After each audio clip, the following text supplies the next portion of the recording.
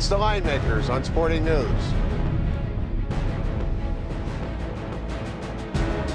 Hanging out at the South Point Casino, Brian Blessing with the legend Jimmy Vaccaro, March Madness around the bend.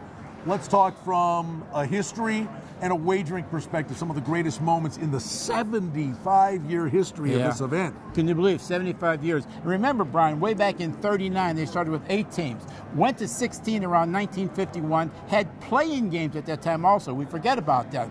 We beef about the playing games now. But then we went to 1960. A play-in team was West Virginia, who played into the tournament, ended up beating California, and they had the great Jerry West on their side, beating Pete Newell in California's team. Bring it to current days, 68 teams, and if the NCAA has their way, there'll be more. Yeah, I think we're going to get to 96 in about 2 or 3 years. Let's talk about some of the greatest games. These are moments you'll remember, but there are stories to be told from a Las Vegas perspective as well. 1982, the championship game, North Carolina, Georgetown. Game hanging in the balance. Freddie Brown. Oops, wrong team. James Worthy gets it. This is Gargle Bookmakers. Well, and the reaction in the book when he did that. Well, I'll give you a good story on that one. It was a big game of the year, obviously. The game bounced around all day long. Tremendous action. People really started to come to town to bet these tournament games at that particular time. And for a while, Georgetown was a 1-point favorite.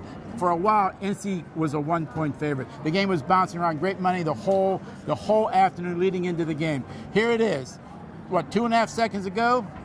Downtown Freddie Brown says, you know what?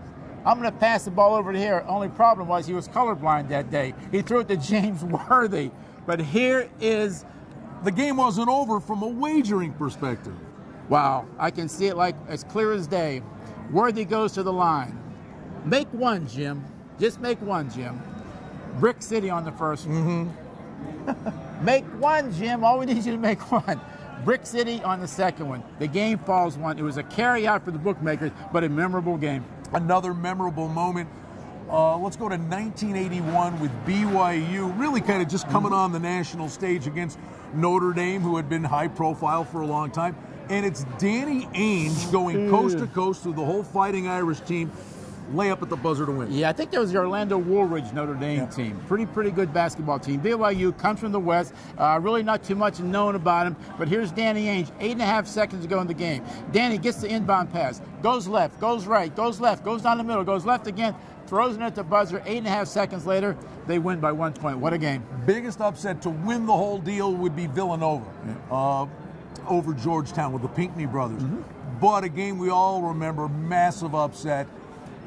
NC State beating Phi Slamma Jam in Houston, 1983, Wittenberg and company. That game, 8.5 and 9-point favorite, bounced around all day long too. Obviously, they were a 3-1 dog in that similar situation. You know, obviously as a team we talked about before that, the Villanova Georgetown game. But what made this one so interesting was like how NC State got there. It was the first time where a coach instituted fouling the game with time to go in the game. Changed the landscape of the game. Game 2, Pepperdine's playing NC State. They're down 6 with 1.5 to go. Valvano, get the sky off the bench, go in, foul somebody. 1-1 at a particular time. Pepperdine break 4-1, the lead, 1-1s. NC State goes down, win the game. From that particular time, I think it was a year or 2 later, help me out, where they instituted, once you get to 10 fouls, it's a 2-shot automatic. That's right. Yeah, it was an interesting game. All right, now, there's a little lesson for you and a little history as we wax poetic there, but we're going to talk about the three-point line and take it into the 90s in our next video. More from Jimmy Vaccaro here on the Line Makers on Sporting News, talking about the NCAA tournament. I could have made one. Swish.